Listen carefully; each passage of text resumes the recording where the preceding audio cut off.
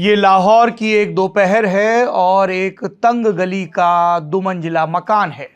मकान में 2 लोगों के बीच संवाद हो रहा है जिन्हें हिंदुस्तान की तारीख में इतिहास और दर्शन पर बड़ी बहसों का जन्मदाता माना जाता है। वो जिनके लिए कभी इलाहाबाद यूनिवर्सिटी के एक मशहूर हॉल में कहा गया था that he is not the Cramer of history but the creator of history. एक जिसके वालिद टोपी बुनते थे लेकिन जिसकी दलीलों ने एक अलग मुल्क की नींव रखी।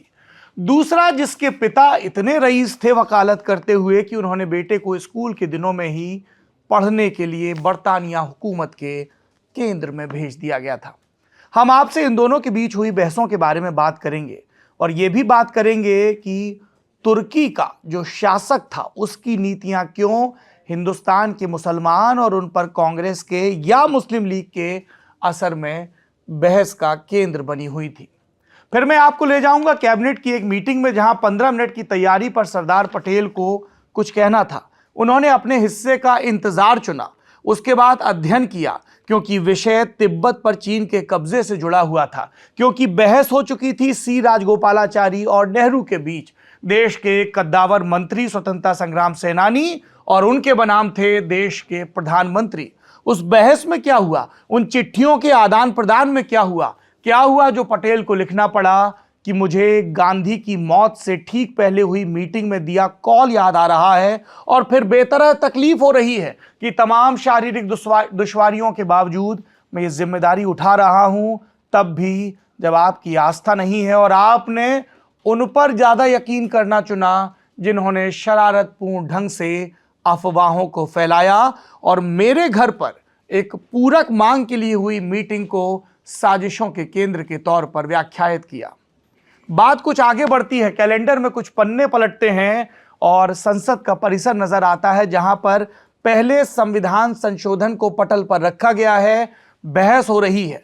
सदन के बाहर जयप्रकाश नारायण कह रहे हैं कि डर सिर्फ सत्ताधीशों को है और किसी को डर नहीं है जिसकी सरकार टेक ले रही है। और कभी नेहरू कैबिनेट में उद्योग मंत्री रहे श्यामा प्रसाद मुखर्जी कह रहे हैं कि आपको लगता है कि आपकी सत्ता शाश्वत है, पर गौर करिए अगर कभी ऐसा होता है कि कोई और सत्ता में आ गया तब आपके बदलावों की नजीर लेकर वो क्या कदम उठाएंगे।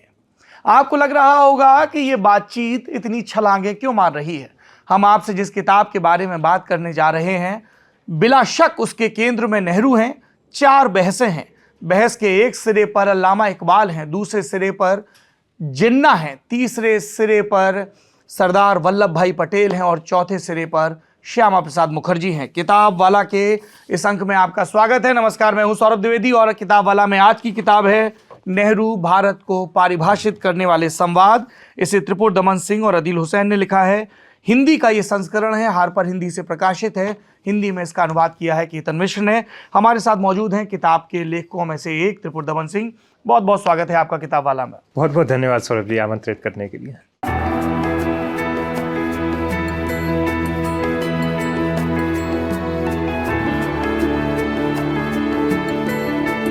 ये भाई साहब आपकी दूसरी किताब है और हिंदी में अनुवाद जोड़ लें तो 4 हो जाती हैं जी। 3 यहाँ बाईं तरफ रखी हुई हैं। मुझे पता नहीं मास्टर फ्रेम है नहीं तो इसमें आएगा कि नहीं, तो मैं दिखा देता हूँ भाई।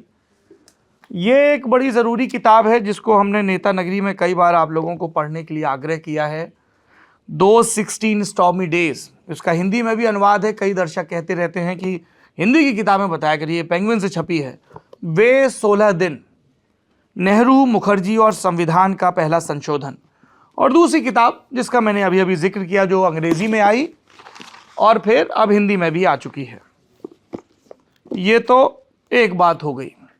बाकी बहुत सारी चिट्ठियां हैं, चिट्ठियों के पहले के इंट्रो हैं, उन पर हम बात करेंगे त्रिपुर दमन से।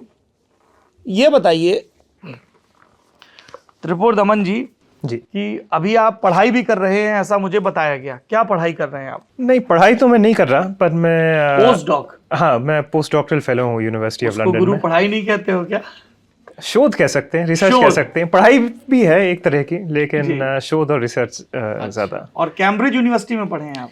मैं कैम्ब्रिज में पढ़ा हूँ जी।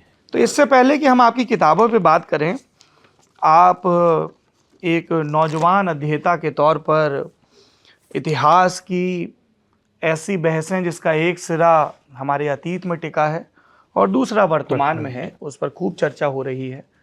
क्या कभी इन सब बातचीतों के बीच आपके परिवार की राजनीतिक पृष्ठभूमि पर चर्चा होती है और कोई सिर्फ इस बिना पर आपको स्वीकार या खारिज करता है कि आपके माताजी पिताजी भारतीय जनता पार्टी से जुड़े हैं और पहले समाजवादी पार्टी समेत कुछ एक पार्टियों से जुड़े हुए थे? जी। कभी कोई इस तरीके का क्वेश्चन मार्क उठाया गया? वैसे तो नहीं, लेकिन हाँ, जब ये वे 16 दिन का अंग्रेजी संस्करण आया था तो उसमें कई लोगों ने, क्योंकि उसमें नेहरू के प्रति थोड़ी तीखी प्रतिक्रिया दी गई है, थोड़ा क्रिटिसिज्म किया गया है, तो कुछ लोगों का हो सकता है ये मानना रहा हो और रहा भी है कि नेहरू आलोचनाओं से परे हैं। नहीं, ये तो बहुत लोगों का मानना है कि नेहरू आलोचनाओं से परे हैं, लेकिन कुछ लोगों का ये भी मानना था कि ये आलोचना जो है वो एक राजनीतिक पृष्ठभूमि की वजह से है, या राजनीतिक जो मौजूदा रिजीम है नरेंद्र मोदी के नेतृत्व में, जी, जो लगातार कई ऐतिहासिक गलतियों के लिए नेहरू को उत्तरदायी ठहराते हैं, जी, तो उन्हें फॉडर और फ्यूल मुहैया करा रहे हैं, ऐसा आरोप? हाँ, ये एक आरोप भी लगा है और कुछ लोगों ने उसको इस नज़रिए से भी देखा है कि ये केवल इसीलिए किताब लिखी गई है कि राजनीतिक परिप्रेक्ष्य किसके अनुकूल है और इसको लिखने से हो सकता है कि एक कोई राजनीतिक जगह बने या कुछ, लेकिन ऐसा कोई बात है नहीं। वो इस किताब में लिखे किसी फैक्ट को कंटेस्ट नहीं कर पाए? नहीं, तो फैक्ट तो इसमें कंटेस्ट करने के लिए कुछ है नहीं। तो फिर इस आपत्ति का क्या सिरा है? अब इंटरप्रिटेशन को आदमी कंटेस्ट करता है, अपने अपने तरह से लोग करते हैं। कुछ कहते हैं कि नहीं, आपको आज की राजनीति देखकर अगर आप इतिहास का कोई इंटरप्रिटेशन करते हैं या नज़र डालते हैं तो उस पर आपको आज की राजनीति ध्यान में रखनी चाहिए। तो ये एक इतिहासकारों में तगड़ी बहस चल रही है आज की तारीख में भी कि हम जो लिखते हैं वो केवल एक न्यूट्रल ऑब्जर्वर की तरह पीछे नज़र डाल के लिखते हैं, या अपने चारों तरफ देख के एक उसका जो हम लिखते हैं उसका आज की तारीख में उसका क्या प्रभाव पड़ रहा है, ये सोच के लिखते हैं। तो ये तो एक बहस है, इसका कोई अंत नहीं है। मुझे बड़ा दिलचस्प लगा त्रिपुरदमन, आपकी किताब की साखी लिखने के लिए शशि थरूर से लेकर स्वपन दास गुप्ता तक आपने पूरा स्पेक्ट्रम नाप लिया और कई बुद्धिजीवी, सुनील खिलनानी, फैजल देव जी और ताहिर कामरान की भी इसमें टीकाएं हैं। मैं सबसे पहले आपसे ये जानना चाहता हूँ कि इस किताब का विचार कैसे रूढ़ हुआ कि इन चार किरदारों को लेकर और इनके बीच चिट्ठी पत्री के जरिए जो बहस मुबाहसे हुए उसको ध्यान में रखकर किताब लाई जाए? नेसेंट आइडिया क्या था और वो कैसे फिर बिल्ड हुआ? आइडिया ये था कि दरअसल कोविड के समय अदील से मेरी बात हो रही थी। तो अदील और मैं पुराने मित्र हैं, दोनों ने ही कैम्ब्रिज से पीएचडी करी। तो और कहीं ना कहीं हम दोनों का जो काम है, हम दोनों जिस पर लिखते हैं, क्योंकि अदील ने पहले मुस्लिम पॉलिटिकल थॉट पर एक किताब लिखी है और ब्लास्फेमी पर भी लिखी है, तो कहीं ना कहीं नेहरू का किरदार हम दोनों के काम में मौजूद है। तो हम लोगों को ये लगा कि ये अगर हम दोनों मिलकर लिखते हैं तो हो सकता है हम नेहरू की शख्सियत पर, नेहरू के सोच पर, नेहरू के विचारों पर एक नए तरह से प्रकाश डाल पाएँ। और वो हम इस तरह कर सकते हैं कि हम उनके संवादों को, उनकी बहसों को हम एक रास्ता बनाकर बात की जड़ तक पहुँचें। तो ये हम लोगों का आइडिया था और फिर हमने सोचा कि हम ऐसे सब्जेक्ट लें, ऐसे कुछ और व्यक्तियों से उनकी बहस लें जो कि हमें नेहरू के किरदार को समझने में कुछ मदद करें। तो ये फिर हमने उस समय की ली जब नेहरू का एक छत्र राज नहीं था, जब वो अपने आप को राजनीति में स्थापित कर रहे थे। उनको अपने आसपास के जो और नेता थे और जो लीडर थे उनसे बहस करने की आवश्यकता थी, उनसे विचार लड़ाने की आवश्यकता थी। एक तरह से उनके ऊपर उनको जीतना था, उनको अपने आप को स्थापित करना था। तो उस समय को लेकर अगर हम लोग ने सोचा ये एक अच्छा रास्ता होगा नेहरू के किरदार को समझने का, व्यक्तित्व को समझने का और उनकी राजनीतिक विचारों को समझने का। इसमें कुछ छटाई भी हुई क्या? जैसे क्या आप लोग ख्याल में आया कि सी राजगोपालाचारी और नेहरू के बीच जो पॉलिटिकल द्वंद्व रहा वो भी एक विषय हो सकता था, या ऐसे ही और भी किरदार? हाँ, दो थे। एक सी राजगोपालाचारी थे, एक अंबेडकर थे और एक राजेंद्र प्रसाद भी थे, जिनसे लेकर राष्ट्रपति के पद को लेकर बहुत खींचतान हुई थी। खास तौर पे सोमनाथ का मंदिर, उनका बनारस जाना। जी। लेकिन फिर हम लोग ने सोचा, एक तो हम ज़्यादा इसको बड़ा नहीं बनाना चाहते थे, क्योंकि एक तरह से ये एक आमंत्रण है आदमी को। हम पाठकों को आमंत्रित करते हैं कि भाई आप पढ़िए, आप सोचिए, आपको कुछ इसमें अच्छा लगे या आपको कुछ सोचने पर मजबूर करे तो आप इसके आगे पढ़िए कुछ। तो कुछ अगर ज़्यादा ही फैलाव आ जाता है तो फोकस थोड़ा डाइल्यूट हो जाता है, ये हम लोगों को लगा। और दूसरी बात ये थी कि ये ऐसे ज्वलंत मुद्दे थे जो कि अगर हम वर्तमान में देखें तो आज भी जीवित हैं। तो ये कुछ ऐसी, अब जैसे धर्म को लेकर ही आप इकबाल और जिन्ना की, इकबाल और नेहरू की बहस कोई देख लें तो वो कि पब्लिक लाइफ में धर्म का, मज़हब का क्या रोल रहना चाहिए, तो वो एक आज भी ज्वलंत मुद्दा है। तो हम लोगों को लगा ये ऐसे विवाद हैं जिनका कोई कंक्लूजन नहीं हो पाया, जिसका कोई अंत नहीं हो पाया, और ये आज की वर्तमान की स्थिति में भी कुछ ना कुछ हमसे कहती हैं। तो ये सोचते हुए फिर हम लोगों ने छटाई करके इन चारों पर त्रिपुरा, मुझे बड़ा ये दिलचस्प लगा कि जब हम नेहरू को अल्लामा इकबाल या जिन्ना के वर्सेस रखते हैं तो वो बहुत ही प्रगतिशील, वैज्ञानिकतावाद से ओतप्रोत, समाजवाद का भी जो बड़ा वहाँ पे एक आधुनिक संस्करण दिख रहा था 30s में 20s में, जो यूरोप में बहस मुबाहिसों से जन्मा था, क्योंकि लोकतंत्र की या राजनीतिक प्रणाली की शक्ल कैसी होगी ये तब तय नहीं था हिंदुस्तान के आलोक में।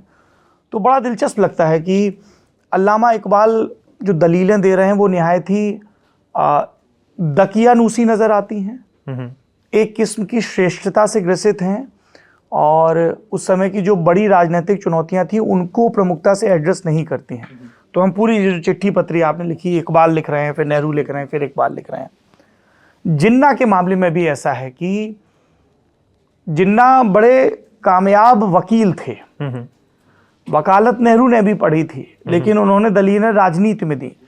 तो नेहरू एक मॉरल हाई ग्राउंड लेने की लगातार कोशिश करते हैं अपनी चिट्ठी पत्री में, और जिन्ना उस चिट्ठी का ही अन्वेषण करने में लगे रहते हैं। और हमें वो दिखता भी है कि 1937 के बाद जो खिंचाव चरम पर था, है ना, कि हम मुस्लिम लीग को अगर यूनाइटेड प्रोविंस में हमारी कैबिनेट में आना है तो पहले वो कांग्रेस की मेंबरशिप लें, जिसे कई इतिहासकार सबसे बड़ा तनाव का बिंदु कहते हैं कि भाई इसके बाद अलग था। वरना तो कृषक प्रजा पार्टी थी उधर, और यूनियनिस्ट पार्टी थी पंजाब में, उधर बंगाल में वो, तो मुस्लिम लीग वो दावेदारी नहीं कर पा रही थी।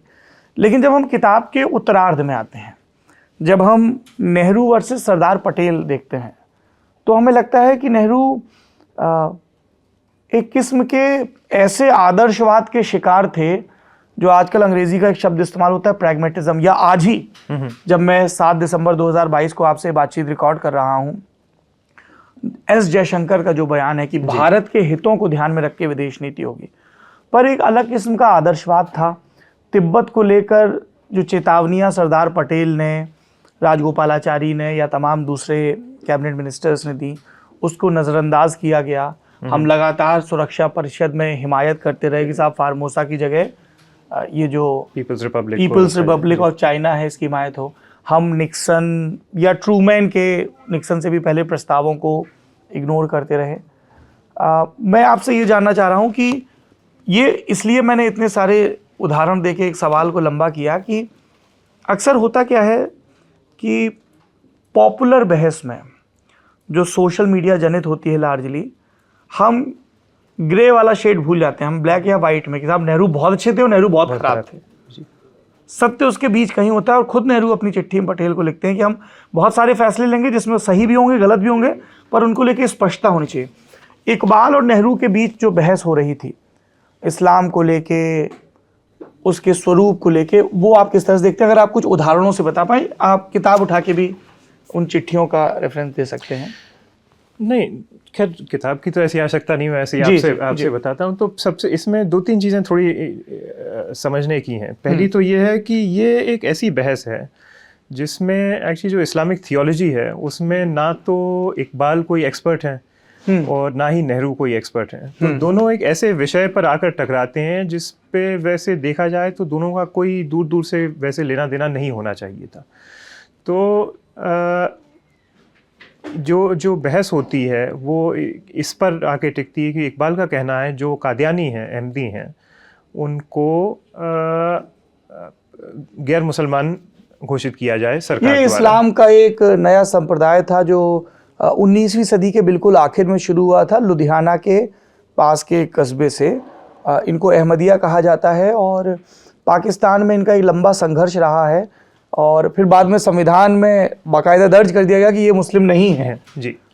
ये जुल्फिकार के वक्त में हुआ और फिर जियाउल हक के वक्त में तो, और आलम ये रहा कि जो उनके लिए पहली बार नोबेल पुरस्कार जीत के लाया उसको भी उसके हिस्से का मान नहीं मिला क्योंकि वो अहमदिया था, प्रोफेसर अब्दुल सलाम जी। तो ये इस ऐसे विषय पर बहस आके टिकती है। नेहरू को लगता है कि अगर जो इकबाल कह रहे हैं वो एक जो उस समय का स्टेट था, कॉलोनियल स्टेट था, उसको आमंत्रण दे रहे हैं कि आप आइए, आप मज़हब के मामलों में, धर्म के मामलों में हस्तक्षेप करिए, ये तय करिए कौन मुसलमान है कौन नहीं है, और अगर आप ये तय करने लगेंगे कौन मुसलमान है कौन मुसलमान नहीं है तो फिर आप ये भी तय करेंगे कौन हिंदू है कौन नहीं है, कौन किस धर्म का है या नहीं है।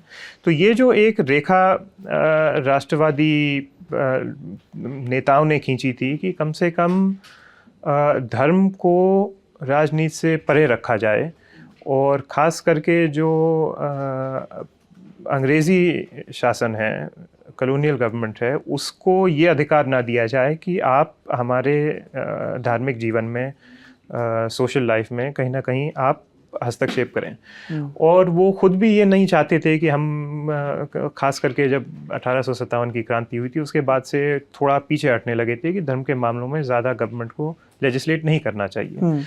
तो ये मैं दो तरह से देखता हूँ कि एक तो ये दर्शाता है कि नेहरू का जो सोच का एक आर्क था वो कहाँ से कहाँ गया, क्योंकि 1930 के दशक में उनकी ये सोच थी, और विभाजन के बाद जब सत्ता में वो आए तो उनकी सोच में काफ़ी बदलाव आया कि उनको ये लगने लगा कि हाँ, धर्म जो है वो कहीं ना कहीं आदमी के जीवन में मायने रखता है, इम्पोर्टेंस रखता है। तो उनकी सोच, जब इकबाल से वो बहस रहे थे तो उनकी सोच ये थी कि ये जो एक कंजर्वेटिव एलिमेंट है उसको एम्पावर करने का तरीका है कि अगर सरकार ये तय करेगी कौन हिंदू है कौन मुसलमान है तो वो इस बेसिस पे करेगी जो एक बड़ा ही कंजर्वेटिव इंटरप्रिटेशन है, और जो उनके हितों को सहूलियत देगा, और उनके हितों को वही सहूलियत देगा जो कि कंजर्वेटिव एलिमेंट के हितों को सहूलियत देगा। तो दोनों ही तरफ के कट्टरपंथी खुश रहेंगे और सरकार खुश रहेगी, और आगे क्योंकि नेहरू एक तरह के सेक्युलरिज्म में विश्वास रखते थे तो उसका रास्ता आगे बहुत कठिन हो जाएगा। तो ये उनकी राय थी, और ये राय हम लोगों को आज जब हम पीछे दृष्टि करके देखते हैं तो हमको दिखता है कि उसमें कितना विभाजन के बाद जब पर्सनल लॉ को यहाँ मान्यता दी गई तो कितना बदलाव उसमें आया। नेहरू ने एक बड़ा दिलचस्प किस्सा सुनाया था, अगर आप बता सकें दर्शकों को, शारदा एक्ट और बनारस का वो जुलूस। हाँ, तो वो किस्सा ये था कि शारदा एक्ट पास हुई थी और उसके खिलाफ मेरे ख्याल से जुलूस भी निकला था, और जिसमें मुसलमान कट्टरपंथियों ने हिंदू कट्टरपंथियों का साथ दिया था। पंडित और मुल्ला एक साथ जा रहे थे, तो उनको ये था, और उनने एक बड़ा ही स्लोगन दिया था कि Orthodox of all religions unite, कि क्योंकि सबको ये लग रहा था कि अगर इस तरह की जो रिफॉर्मिस्ट लॉज हैं अगर ये एक धर्म के प्रति आने लगे तो फिर ये दूसरे धर्म के प्रति भी आने लगेंगे। तो अगर इसको वहीं पर रोकना है तो एक मजबूरी थी कि दोनों तरफ के कट्टरपंथियों को कहीं ना कहीं हाथ मिलाना पड़ेगा। शारदा एक्ट अंग्रेज़ों का बनाया एक कानून था कि जिसमें लड़कियों के लिए विवाह की उम्र 14 वर्ष पर नियत की गई थी। हालांकि इस कानून को बनाने के बाद सख्ती से लागू नहीं किया गया था और इसके विरोध में कई मूर्खताएं हुई थी। मसलन एक 60 बरस से भी ज़्यादा उम्र के व्यक्ति ने सिर्फ इस कानून को ठेंगा दिखाने के लिए एक बच्ची के साथ ज़ोर शोर से प्रचार के साथ विवाह किया था, और इसमें हिंदू और मुस्लिम दोनों ही पक्ष के जो परंपरावादी लोग थे वो एकजुट हो गए थे अपने मतभेदों को भुलाकर कि साहब धर्म की रक्षा करनी है और इसके लिए ज़रूरी है कि इस तरह के किसी भी आधुनिक विचार को उसकी शुरुआत में ही कुचल दिया जाए। जी। हाँ, जिन्ना को लेकर इसमें काफ़ी बहसें हैं। जिन्ना बार बार ये कभी वो कलकत्ता से लिख रहे हैं, कभी कहीं से, और इन्होंने पहली बार एक मंच भी साझा किया था लखनऊ में, एक छात्र परिषद का कार्यक्रम था मेरा। हाँ, उसके बारे में बताइए, क्योंकि वहाँ से बहस खुलती है। तो वो कार्यक्रम ऐसा था जिसमें दरअसल दोनों को बुलाया गया था छात्र, और दोनों ही पहली बार मंच पर एक साथ थे, पहली और आखिरी बार मंच पर एक साथ थे। तो इन जो बातचीत हुई इनकी, तो उसमें दोनों ने एक दूसरे को बड़ा सराहा और बड़ी अच्छी तरह बात करके वो निकल लिए। लेकिन असल में तकरार ये थी कि नेहरू को अगर दोनों तरह से व्यक्तिगत रूप से भी दोनों में मिलाप नहीं था और वैचारिक रूप से भी नहीं था। तो उसमें जहाँ तक मुझे याद है, उसमें नेहरू इस पर जोर दे रहे थे कि अंतर्राष्ट्रीय समस्याओं को आप इग्नोर नहीं कर सकते, या जो बड़ी समस्याएं हैं, क्योंकि जो आपकी तात्कालिक समस्याएं हैं उनकी आप जड़ में जाओगे तो वहीं पहुंचोगे। हाँ, तो वो नहीं कर सकते। और जहाँ तक मुझे याद है, जिन्ना ने कहा था कि कभी कभी तो ऐसा लगता है कि नेहरू को भारत में कम और विदेश में ज़्यादा रुचि है कि इंटरनेशनल पॉलिटिक्स में क्या हो रहा है। तो वहाँ से बात खुलती है, और फिर उसके बाद नेहरू उनको पत्र लिखते हैं कि ये फलानी में समस्याएं हैं, और मैं चाहता हूं कि आप ये क्लैरिफाई करें कि आप इन पर क्या सोचते हैं और कहाँ क्या आपकी राय है। और वो चुनौती वाला प्रसंग जिसमें उन्होंने कहा, अरे मैंने तो ये वर्ड बोला ही नहीं था। हाँ, ये भी एक प्रसंग हुआ था, और ये एक्चुअली उनकी दोनों की चिट्ठियों में काफ़ी आता है। हाँ। कि वो दोनों कहते हैं, अरे मैंने तो ऐसा कहा ही नहीं था, मेरा तो ये कहना ही नहीं था। तो इसीलिए रिपोर्टर ने गलत रिपोर्ट कर दिया। हाँ, तो बोले फिर खंडन गलत रिपोर्ट किया। हाँ, फिर खंडन क्यों नहीं किया। और कभी कभी वो एक दूसरे को रिपोर्ट भी भेजते हैं कि हाँ। ये मैंने काट के चिट्ठी के साथ आपको भेजी है। तो ये उनमें बातचीत होती है, और एक तरह से दोनों ही एक वकील की तरह उसको अप्रोच करते हैं, अपनी दलीलें देते हैं, एक दूसरे का खंडन करते हैं। दूसरा थोड़ा ये भी दर्शाता है कि ये उनमें जो बातचीत हो रही है उसमें, जैसा आपने शुरुआत में कहा कि ये माना जाता है, जिन्ना बड़े एक वकील के तौर पर बड़े थोड़े कैलकुलेटिव और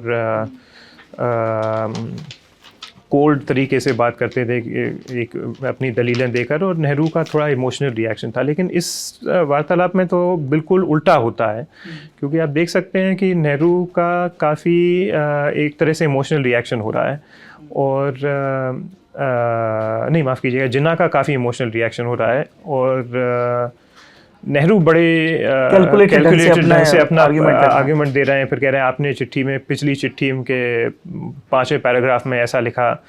तो इससे इनकी व्यक्तिगत जो अनबन थी वो थोड़ी हम लोग को सामने देखने को मिलती है। क्योंकि अगर आप देखें तो एक ज़माना वो था जिसमें जिन्ना को कांग्रेस का उत्तराधिकारी माना जाता था। उनको सरोजनी नायडू ने ambassador of Hindu Muslim unity 1916 Lucknow अधिवेशन में, और उनको गोपाल कृष्ण गोखले अपना एक तरह से राजनीतिक उत्तराधिकारी मानते थे।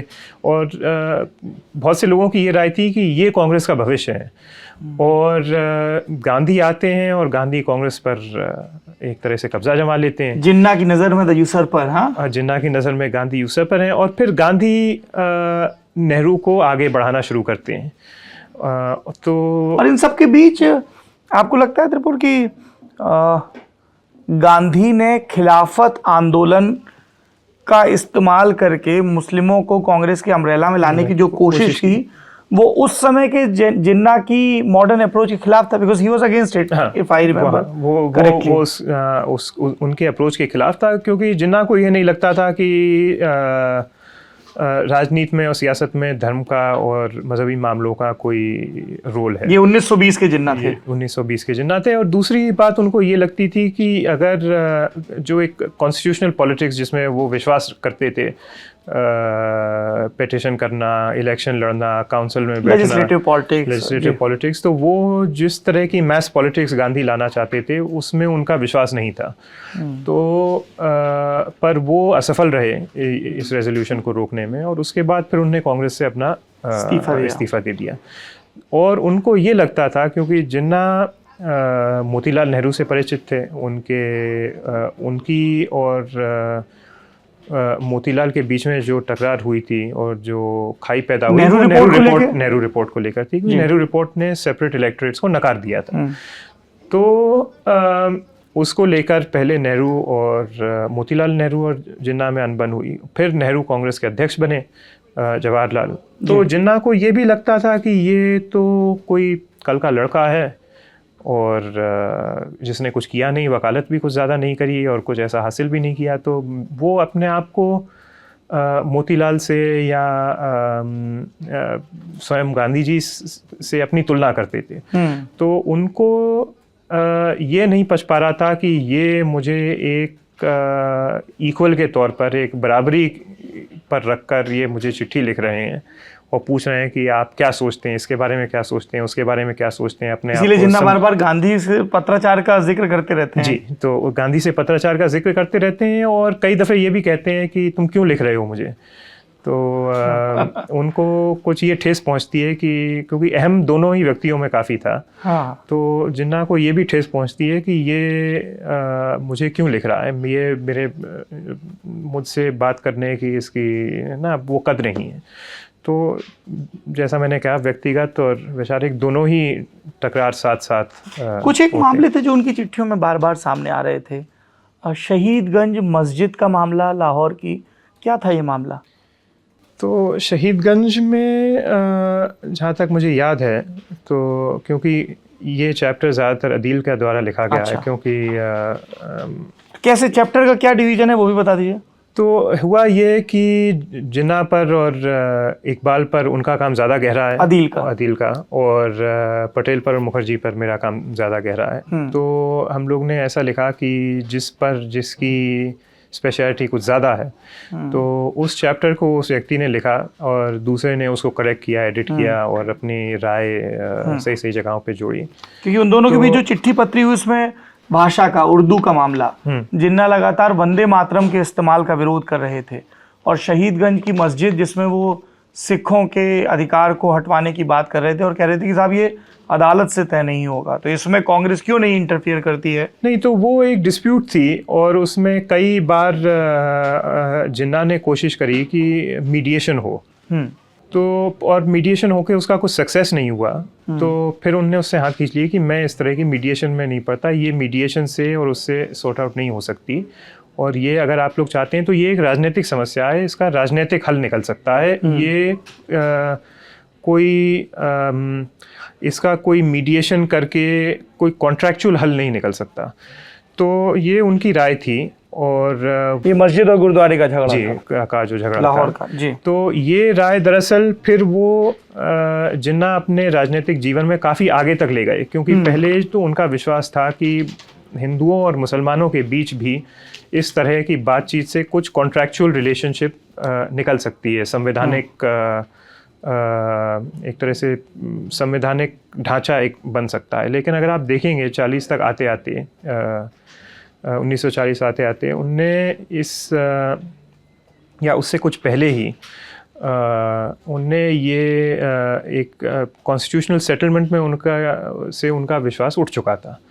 तो उनकी फिर ये राय नहीं रही कि बातचीत से हम संवैधानिक तरीके से या कानूनी तरीके से इन समस्याओं को हल कर सकते हैं। फिर उनकी राय ये हो गई कि ये समस्या जो है ये राजनीतिक समस्या है और इसको केवल सियासत से और राजनीति से ही हल किया जा सकता है। फिर पाकिस्तान की वो मांग करने लगी। ओके। तो शहीदगंज का जो मसला था वो जिन्ना की सोच में बहुत एक मतलब वो जिस तरह के उदाहरण दे रहे थे, जैसे वो पंजाब का एक उदाहरण देते हैं कि साहब वहाँ पे जो सिख रहते हैं वो अजान नहीं देने देते हैं, इस तरीके के एक उदाहरण जिसको नेहरू कहते हैं कि भाई आप एक गांव का एग्जाम्पल लेंगे, मैं भी आपको 4 गांव का एग्जाम्पल देख के काउंटर कर सकता हूँ। When you as a student of history, जी, जब आप इन दो इतने बड़े फिगर्स को देखते हैं, आपके लिए क्या लर्निंग, क्या कंक्लूजन निकलते हैं इन दोनों के टकराव के? नहीं, मुझे दरअसल दो चीज़ें बड़ी दिलचस्प लगती हैं, और वो ये है, एक तो कि इतनी दूरियां होते हुए भी चाहे वो कितना भी, अब जैसा मैंने कहा कि जिन्ना काफ़ी खिसियाते भी हैं इस मसले से कि ये मुझे क्यों लिख रहा है, क्या लिख रहा है, लेकिन उत्तर ज़रूर देते हैं। और ये बातचीत करने का जो ढंग है और विवाद करने का भी ढंग है, सोशल कर्टसी, संवाद, और आजकल जो कम्युनिकेशन है, आजकल तो हम व्हाट्सएप पर और इस पर उस पर 4 शब्द में 4 लाइन में कम्युनिकेट करते हैं, लेकिन तब एक बड़ा ही सोच समझ के आदमी अगर लिखने बैठता था चिट्ठी को और लिखता था 2 पेज की 4 पेज का पत्र जो भी लिखता था, तो बड़े सोच समझ के आपको बड़े ही क्लैरिटी के साथ अपनी पोजीशन सामने रखनी पड़ती और पब्लिक करने से पहले इजाज़त भी लेते थे। करने से एक दूसरे से इजाज़त लेते थे और फिर कहते भी थे कि ये हम पब्लिश करेंगे ताकि जनता को पता रहे कि हम किस चीज़ के बारे में बात कर रहे हैं और किस पोजीशन पर हम पहुँचे।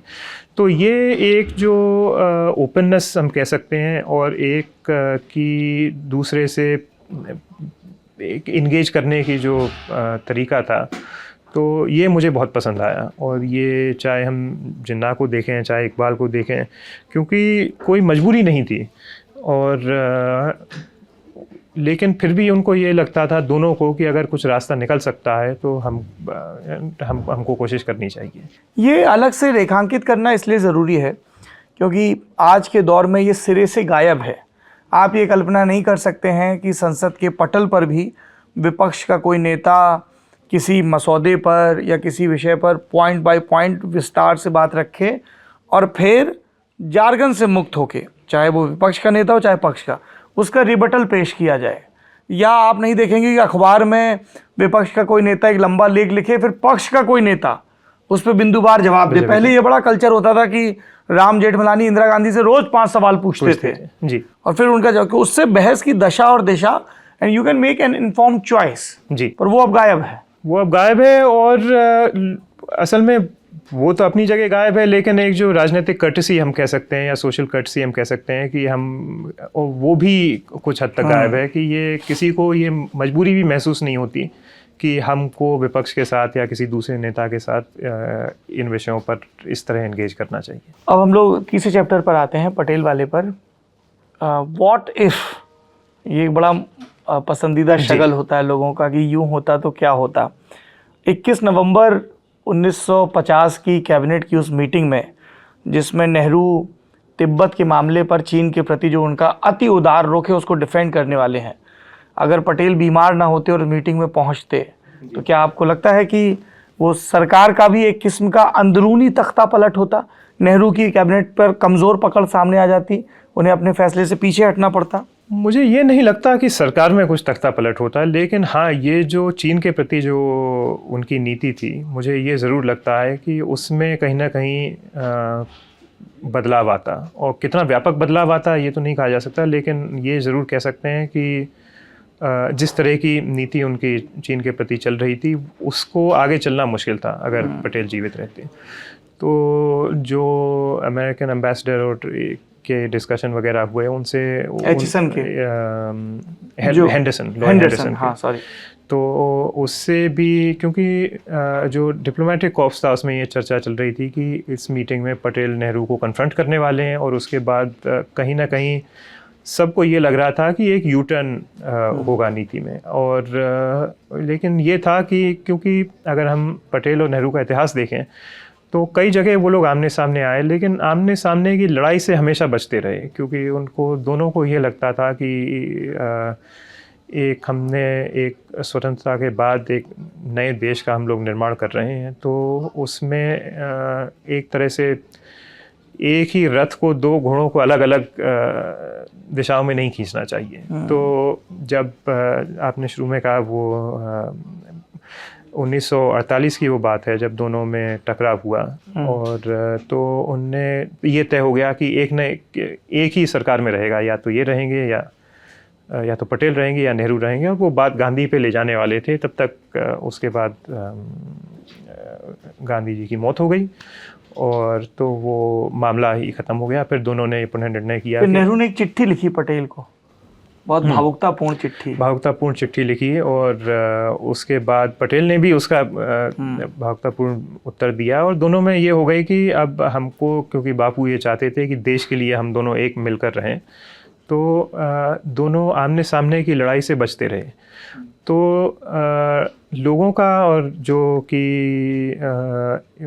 अमेरिकन एम्बेसी के रिपोर्ट्स थे उनका मानना ये था कि यू टर्न तो होगा लेकिन इस तरीके से होगा कि आमने सामने की कोई लड़ाई ना हो। तो जहाँ तक मेरा मानना है कि अगर पटेल जीवित रहते तो इस नीति में कहीं ना कहीं था क्या, अगर आप दर्शकों को थोड़ा बता सकें, क्योंकि मेरे लिए बहुत सरप्राइजिंग था जी जब मैंने किताब पढ़ी कि हम कितने मुगालते में थे चीन को लेकर, जी, है ना। चियांग शेक के मुकाबले हम माओ और इन सबको सपोर्ट कर रहे थे। यूएन की सुरक्षा परिषद में जब ट्रूमैन सरकार चाहती है कि फार्मोसा की जगह हम आ जाएं, जी, तो वो कहते हैं नहीं साहब, हम चीन की जगह हम नहीं लेंगे जी। और सुरक्षा के मामले में, क्योंकि जो पटेल ने बिंदुवार लिखा कि हमें कहाँ कहाँ मजबूत करना है, उन सब पे तो ध्यान दिया ही नहीं गया। और जो कहा भी जाता है कि महान लोगों की गलतियां भी महान होती हैं, जी, है ना। हिमालयन ब्लंडर जो चाइना में रहा हमारा। जी। तो दरअसल इसको अगर हम थोड़ा पीछे जाके देखें तो ये था कि जब से भारत आज़ाद हुआ तो उसके बाद से ही सोवियत यूनियन की तरफ से और फिर बाद में चाइना की तरफ से ये राय रखी जाती थी कि ये एक तरह से ये आज़ादी झूठी है, ये कोई और नेहरू को खास करके चीन की तरफ से ये कहा जाता था, नहीं वैसे स्टालिन ने भी कई दफ़े कहा, और उनको कहते थे Nehru is the running dog of Anglo American imperialism. Nehru is the running dog of Anglo American imperialism. तो उनको ये कहा जाता था कि भारत असल में स्वतंत्र नहीं है, अभी भी साम्राज्यवादी ताकतों से जुड़ा हुआ है, क्योंकि कोल्ड वॉर शुरू हो गया था। और उनकी और नेहरू को अपनी एक स्वतंत्र छवि बहुत ही प्यारी थी, क्योंकि विश्व के पटल पर उनकी एक बहुत, और भारत के स्वतंत्र भारत के पहले प्रधानमंत्री होते हुए उनकी एक विश्व के पटल पर बहुत बड़ी छवि थी।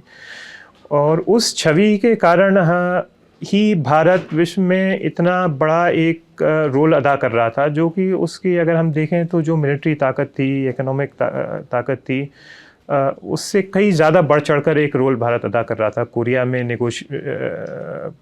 निगोशिएट कर रहा था, मीडिएट कर रहा था, पर वजन तो दिया नहीं अमेरिका ने। नहीं, वजन अमेरिका ने भले ना चीन दिया, फिर नॉर्थ कोरिया की तरफ से लड़ने लगा तब भी वजन तो कोई नहीं दे रहा था, लेकिन हम फिर भी लगे थे और हमको ये लग रहा था कि ये हमारे लिए एक आदर का प्रतीक है, हमें विश्व के पटल पर रिस्पेक्ट मिल रहा है, एक स्टेटस मिल रहा है। जितने नए नए आज़ाद हुए देश हैं उनके हम नेता हैं, और ये ही कहते हुए कि जब ये पहला एशियन रिलेशंस कॉन्फ्रेंस हुआ था तो उसमें नेहरू ने कहा था India is going to lead its, ये आज़ादी के पहले हुआ था 47 में कुछ महीने पहले, मार्च अप्रैल 47 में, that India is going to lead its East Asian brothers. तो एक ये राय बनने लगी थी कि हम एक एशिया के एक नेता के रूप में उभर रहे हैं। तो ये सब देखते हुए नेहरू को ये लगने लगा कि मुझे उनको चीन को साबित करना है कि हम स्वतंत्र हैं और मैं अमेरिका या ब्रिटेन की तरफ झुकूंगा नहीं, और मैं जिस तरह की भाषा वो इस्तेमाल कर रहे थे, रनिंग डॉग ऑफ इम्पीरियलिज्म जैसे मैंने कहा, तो उनको ये साफ करना था कि ये पोजीशन नहीं है, भारत वाकई में स्वतंत्र है और उसको अमेरिका के कहे में नहीं है। तो ये साबित करने के लिए जितना वो कहते थे कि नहीं आप स्वतंत्र नहीं है, आप अमेरिका की अभी भी एक तरह से कॉलोनी है, और तो उतना ही नेहरू को और भारत सरकार को लगता था कि हमें ये साबित करना है कि हम एक ही ऐसी पोजीशन नहीं है। That's why we developed cold feet on Tibet. That was one of the reasons. दूसरा ये था कि सबको मालूम था, नेहरू को भी मालूम था कि तिब्बत में अगर चीन का मुकाबला करना है तो भारत के पास अकेले में सामर्थ्य नहीं है। और जैसा कि सरदार पटेल भी अपने पत्र में अंकित करते हैं कि उस पोजीशन में फिर भारत को अपनी पूरी विदेश नीति को दोबारा स्थापित करना पड़ेगा। तो ये जो पैन एशियनिज्म नेहरू चला रहे थे, पर पटेल तो इस चीज़ को एडवोकेट कर रहे थे, उसको एडवोकेट कर रहे थे कि हमको फिर इसमें हटके, ये वो कहते हैं कि फिर हमको ये प्रश्न दोबारा खुल जाता है कि हमारी विदेश नीति क्या होनी चाहिए। तो उसमें जो हमारे अभी अमेरिका के प्रति, रूस के प्रति संबंध हैं, उसमें व्यापक बदलाव की स्थिति पैदा होगी। तो तिब्बत को डिफेंड करने के लिए, या अगर हम अमेरिका को वहां ल्हासा तक मदद पहुंचाने देते, हाँ, तो वही गिल्ट था क्या कि फिर दलाई लामा आ गए और माया मिली ना राम वाला मामला, ना चीन से अच्छे हो सकता है, ये हो सकता है, शेल्टर दिया तो फिर वो नहीं, मुझे नहीं लगता कि गिल्ट ऐसी थी, कि नेहरू को मालूम तो था कि कभी ना कभी मुकाबला करना पड़ेगा, लेकिन ऐसा नहीं है कि वो इस बात से बिल्कुल ही इग्नोरेंस में थे कि नहीं मुझे मालूम नहीं वहाँ क्या हो रहा है। लेकिन उनका एक तो स्वाभाविक झुकाव था चीन की तरफ, दूसरा उनकी राय में साम्राज्यवाद और कॉलोनियलिज्म और कैपिटलिज्म दोनों काफ़ी क्लोजली कनेक्टेड थे। तो उनको लगा कि ये जो पुरानी लड़ाइयाँ हैं ये सब कॉलोनियलिज्म की वजह से हैं या कैपिटलिज्म की वजह से हैं। तो उनकी राय में जब हम ये इसको छोड़ देंगे तो फिर युद्ध की स्थिति पैदा नहीं होगी, क्योंकि अपने पत्र में वो ये भी लिखते हैं कि युद्ध तो हो ही नहीं सकता, अगर ऐसी स्थिति में युद्ध होता है तो ना बहुत विश्व युद्ध होगा। वो उसको वर्ल्ड वॉर से जोड़ते थे। और तीसरी बात ये थी कि नेहरू जैसा अभी हम लोग जिन्ना के पक्ष में बात कर रहे थे, उनको जो नेशनलिज्म और इंटरनेशनलिज्म जो हम कह सकते हैं उसके बीच में ये एक कोई खाई नहीं दिखाई देती थी, तो उनके लिए दोनों एक दूसरे से लिंक्ड थे। He was really over worried about optics? जी, तो ऑप्टिक्स काफ़ी इम्पोर्टेंट थे उनके लिए। तो जैसा कि इसमें जिक्र भी है, जब एक दफ़े उनकी पहली स्टेट विजिट हुई यूएस में, और हेनरी ट्रूमैन के ज़माने में, और उसके बाद फिर लियाकत अली खान को उनने बुलाया, और पाकिस्तान के प्रधानमंत्री को, और जिस तरह का स्वागत उनने नेहरू के लिए किया था कि ट्रूमन ने अपना खुद का जहाज़ नेहरू को लाने के लिए भेजा, तो उनने वही लियाकत अली खान के लिए कर दिया। तो नेहरू को ये लगा एक तरह कि उनको और लियाकत अली खान को विश्व की पटल पर बराबरी से नहीं देखा जाना चाहिए, और इसका उपलक्ष्य ये कि भारत को और पाकिस्तान को एक ही नज़रिए से, एक ही बराबरी के नज़रिए से नहीं देखा जाना चाहिए। तो इन चीज़ों से और एक बड़ा ही उस समय वाइस प्रेसिडेंट थे रिचर्ड निक्सन, तो निक्सन ने ये सब देखकर एक नेहरू के बारे में कहा था कि नेहरू जी को ना तो रूस पसंद है और ना ही अमेरिका पसंद है और ना ही ट्रूमन पसंद है और ना ही चीन पसंद है, उनको केवल भारत पसंद है और नेहरू पसंद है। तो कई लोगों का ये मानना था कि भारत की जो विदेश नीति है वो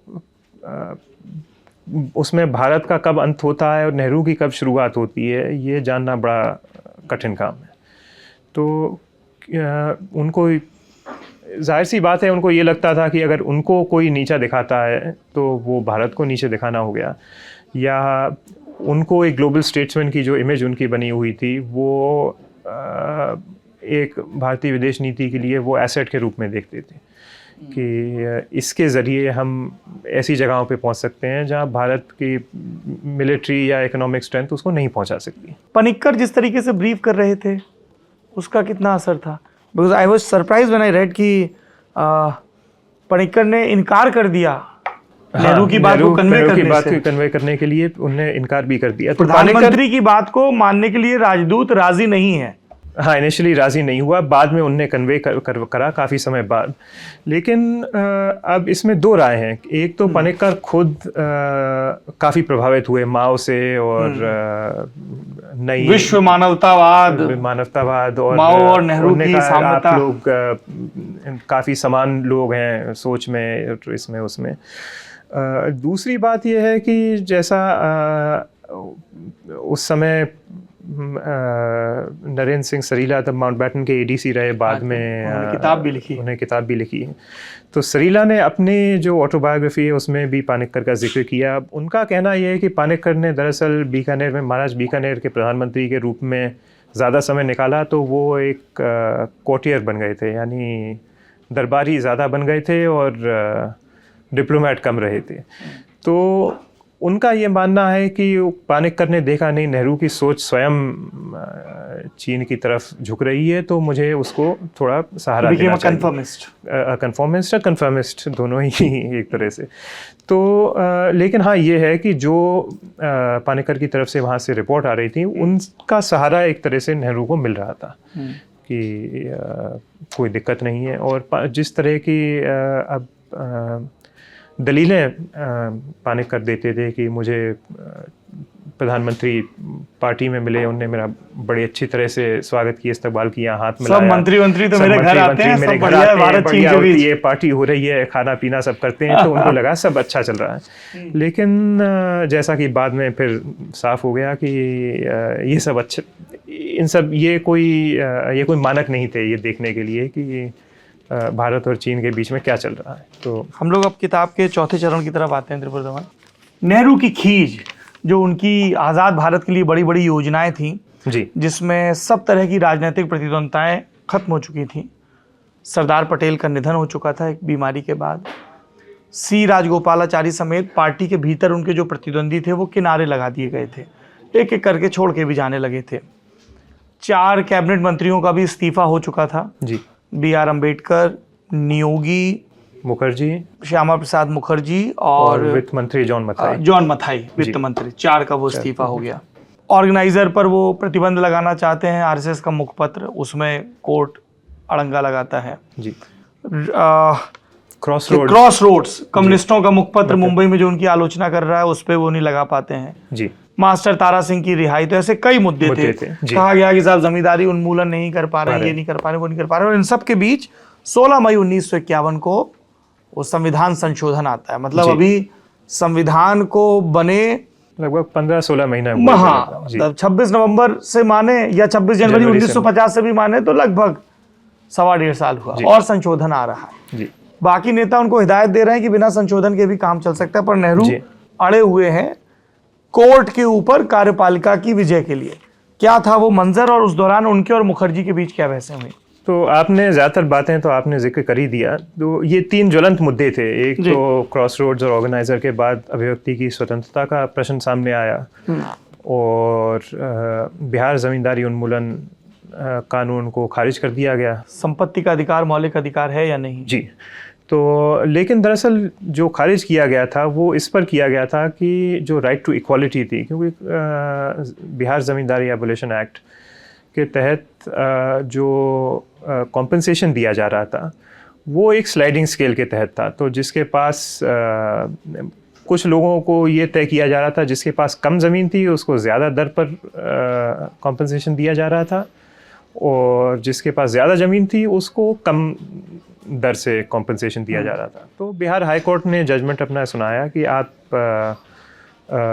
ज़मींदारी एबोलिशन तो कर सकते हैं, लेकिन जो आप कॉम्पनसेशन दे रहे हैं उसका स्टैंडर्ड रेट है, आप उसके बीच में भेदभाव नहीं कर सकते कि किसी को तो हम एक रेट से कॉम्पनसेशन देंगे या किसी और को हम किसी और रेट से कॉम्पनसेशन देंगे। समानता के अधिकार के खिलाफ, तो वो समानता के अधिकार के खिलाफ है। तो उसको देखते हुए बिहार हाई कोर्ट ने इस कानून को असंवैधानिक घोषित कर दिया।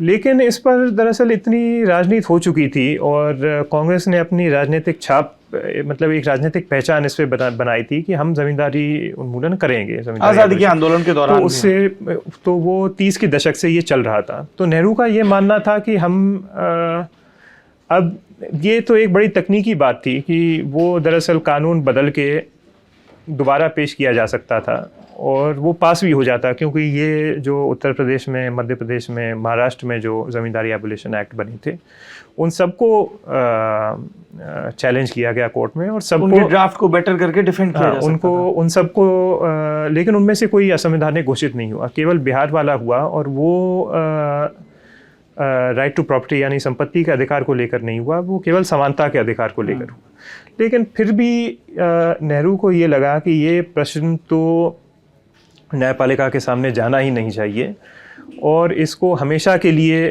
ख़त्म करने के लिए हम संसद की सर्वोच्चता स्थापित हो जाए, संसद की सर्वोच्चता स्थापित हो जाए। और दूसरा ये जो प्रोग्राम, क्योंकि नेहरू कहते भी हैं कि जो प्रोग्राम एक हमने तय किया है उसको अंजाम तक ले जाना ये हमारी जिम्मेदारी है। तो हमने लोगों को कहा है कि हम ये करेंगे, ये करेंगे, ये करेंगे।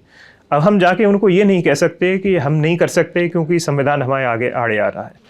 तो ये कहते हुए उनने फिर ये संशोधन पैदा किया, संशोधन संसद के सामने रखा कि हमको ज़मींदारी उन्मूलन करना है, इसको किसी भी तरह के चैलेंज प्रूफ बना दें।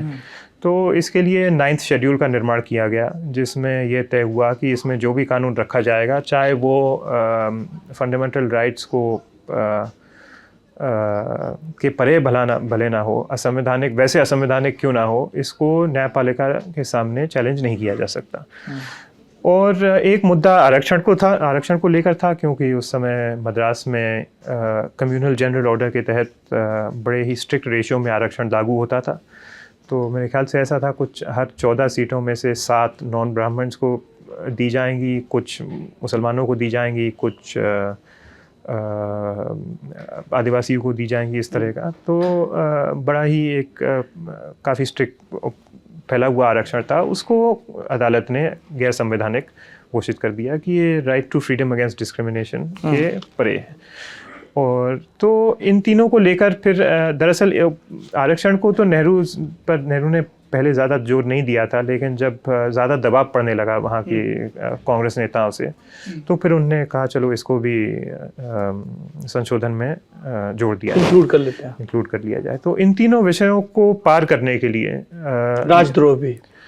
राजद्रोह का भी कानून था, उसमें शामिल था। Important and relevant. जी, तो क्योंकि राजद्रोह को असंवैधानिक करार दिया गया था, और इस पे जब Tara Singh case Punjab high court के सामने आया, मास्टर तारा सिंह का, तो हाई कोर्ट ने उनको रिहा करते हुए ये साफ कर दिया कि ये 124 से अब संवैधानिक नहीं रहा। सरकार की आलोचना करना देश के प्रति द्रोह नहीं है, और ये असंवैधानिक ये संवैधानिक नहीं रहा।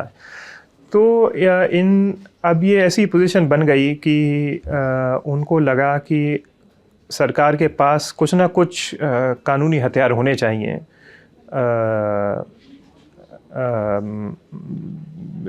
इस तरह की, जो वो कहते थे, स्पीच को रोकने के लिए। क्योंकि दूसरी तरफ उन पर बड़ा दबाव बंगाल से पड़ रहा था कि आप, क्योंकि उस समय जो पूर्वी पाकिस्तान में दंगे हो रहे थे, नस्लीय हुए थे, और बड़े पैमाने पर हिंदू शरणार्थी भारत की तरफ आ रहे थे, और उनके आने से सांप्रदायिक तनाव कलकत्ता और पश्चिम बंगाल के शहरों में काफ़ी बढ़ गया था। और लियाकत अली खां की सरकार उसको रोक नहीं पा रही थी। अब रोक नहीं पा रही थी या रोकना नहीं चाहती थी, ये तो कहना मुश्किल है। तो नेहरू की राय ये थी कि मैं लियाकत अली खान से बात करूंगा और इसका कुछ ना कुछ बातचीत से हल निकाला जाए।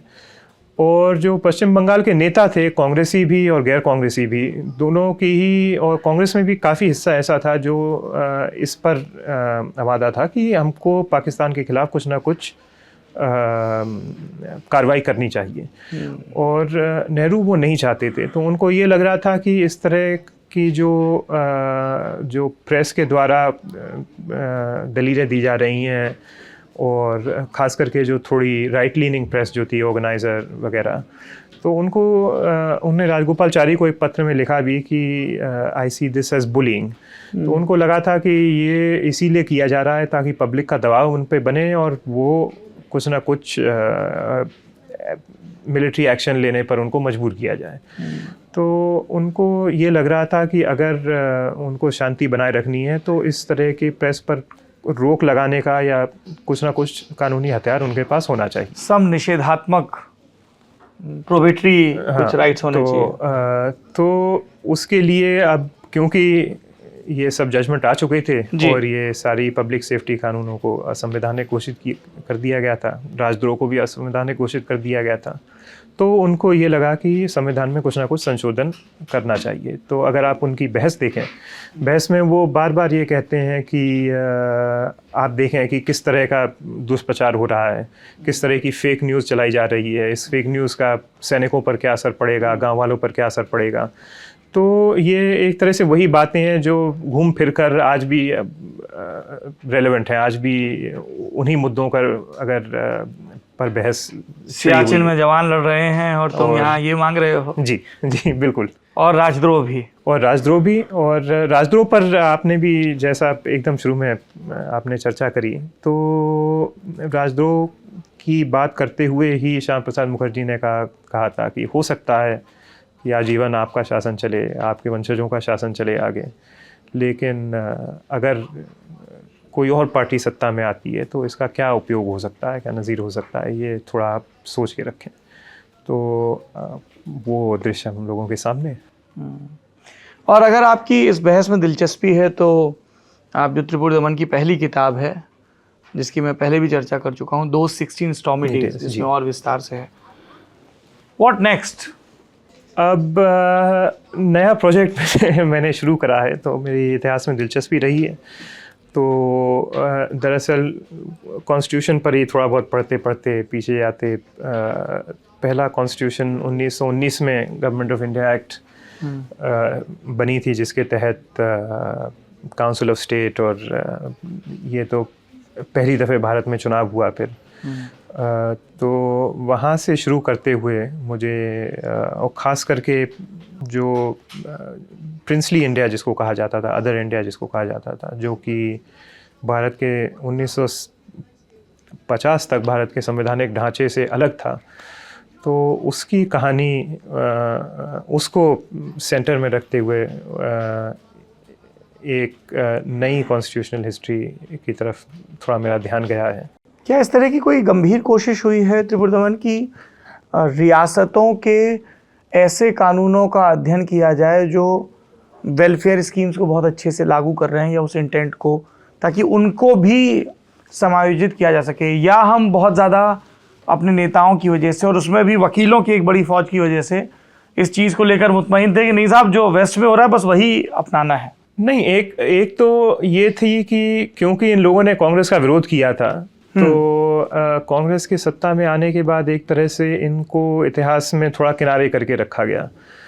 और दूसरी बात ये है कि अगर हम देखें, जैसे ट्रैवनकोर ने फेडरल प्रपोजल्स दिए थे, आदिवासियों के लिए जो पहली आरक्षण की व्यवस्था थी, जहाँ तक मुझे मालूम है, वो हैदराबाद में शुरू हुई थी, प्रिंसली स्टेट में हैदराबाद। गांधीवादी सोच को भी देखें तो जो औंध एक प्रिंसली स्टेट थी महाराष्ट्र में, वहाँ पहला गांधीवादी एक संविधान बनाया गया, लागू किया गया, जिसको स्वयं गांधी जी ने लिखा। और वो अकेला एक्सपेरिमेंट ऐसा था जहाँ कि गांधी की सोच को पूर्ण तरीके से राजनीतिक रूप से लागू किया गया राजनीतिक व्यवस्था में। तो प्रिंस जो कि रियासतें थीं, उनमें ऐसा नहीं था कि कुछ भी नहीं हो रहा था, वहाँ भी काफ़ी दिलचस्प संवैधानिक ढांचे तैयार किए जा रहे थे। और ख़ास करके अगर हम 1930 के दशक को देखें तो भारत को एक करने के लिए एक बहुत बड़ी मुहिम शुरू हुई थी। तो राउंड टेबल कॉन्फ्रेंसेस में जो बहस हुई, और ख़ास करके बीकानेर के जो महाराज थे गंगा सिंह, और नावानगर के जो जाम साहिब थे रंजीत सिंह जी, तो इन 2-3 लोगों ने काफ़ी प्रयास भी करे कि एक नया संवैधानिक ढांचा तैयार हो, एक नया फेडरल सिस्टम तैयार हो, और प्रांतों में ही नहीं, केंद्र में भी काफ़ी हद तक सत्ता की बागडोर अंग्रेज़ी हाथों से निकलकर भारत के नेताओं के हाथों में आए।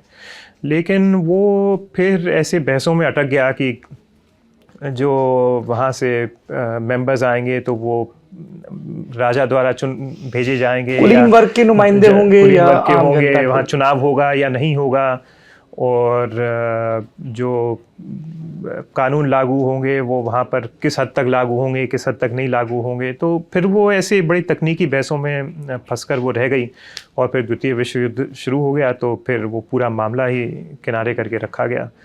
तो एक बड़ी दिलचस्प कहानी है कि भारत का जो संवैधानिक ढांचा था, उसकी एक बहुत दिलचस्प कहानी है 1919 से लेकर 1947 तक।